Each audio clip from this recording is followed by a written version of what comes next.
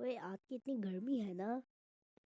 हाँ हाँ, आज तो बहुत गर्मी है और हमारे घर का एसी भी खराब हो गया है। ओ ये तो बहुत ही बुरा हुआ। तो हमारे घर आ जाओ, बहुत ही ज्यादा अच्छा एसी है, ठंडा रूम है। नहीं, तुम बड़ी तेज हो। कहीं तुम मुझे अपने घर में बचा बुला कर मेरे छोटे छोटे बच्चों को खा ही ना जाओ, उनका पुलाव बनाकर। अरे तुम अपने बच्चा को फिर ना लाओ। चलो ठीक है, मैं नहीं लेके आता। चलो अब इसको इसको खाऊंगा इसको बहुत ही मजे से। हैं, ये क्या कहा तुमने? ये तुम कुछ मैंने बोली?